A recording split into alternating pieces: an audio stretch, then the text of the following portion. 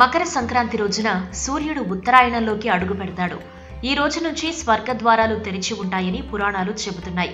పంట చేతికొచ్చిన ఆనందంలో రైతన్నల కళ్లల్లో విరిసే కోటి కాంతులతో ఆనందాల కోలాహలంతో ఈ పండుగను 3 రోజులు చేసుకోవటం ఎప్పటినుంచో వస్తున్న ఆచారం.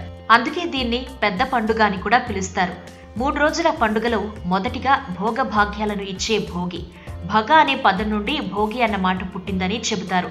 భగ అంటే మంటలు లేదా వేడిని పుట్టించడం అని అర్థం. దక్షిణాయనంలో ప్రజలు తాము పడిన కష్టాలను బాధలను అగ్నిదేవుడికి ఆహుతి చేస్తూ రాబోయే ఉత్తరాయణంలో సుఖ సంతోషాలనిమ్మని కోరుతూ వేసేవే భోగి మంటలు. ఇంట్లో ఉండే పాతపడిన సామాగ్రి మొత్తం మంటల్లో వేస్తారు. పాతను వదిలేసి కొత్త జీవితానికి నాంది పలుకుతారు. భోగి మంటల్లో పిడకలని కాల్చడం వల్ల గాలి శుద్ధి అవుతుంది. సూక్ష్మ క్రిములు నశిస్తాయి. ప్రాణవాయువు గాల్లోకి అధికంగా విడుదలవుతుంది. దాని గాలి పీల్చడం ఆరోగ్యానికి మంచిది. భోగి రోజున భోగిపళ్ళు పేరుతో రేగిపళ్లను పిల్లల మీద పోస్తారు. రేగి చెట్లు రేగిపండ్లు శ్రీమన్నారాయణ స్వామి ప్రతిరూపం. ఇది సూర్యునికి ప్రీతిపాత్రమైన ఫలం.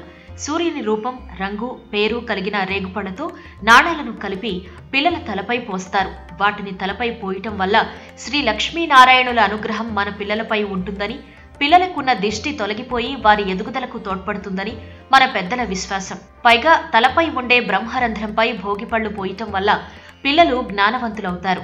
పూర్వం ఈ రోజున శ్రీ రంగనాథ స్వామిలో గోదాదేవి లీనమై భోగాన్ని పొందిందని, దీని సంకేతంగా భోగి పండుగ ఆచరణలోకి వచ్చిందనేది మన పురాణ గాథ. శ్రీ మహావిష్ణువు వామన అవతారంలో బలిచక్రవర్తిని పాతాళంలోకి తొక్కిన తరువాత ప్రతి భోగి రోజున పాతాళం నుంచి భూలోకానికి వచ్చి ప్రజల్ని ఆశీర్వదించమని వరమివ్వటం జరిగిందట. కృష్ణుడు ఇంద్రుడికి ఒక పాఠం నేర్పుతూ గోవర్ధన పర్వతం ఎత్తిన పవిత్రమైన రోజు కూడా ఇదేనట.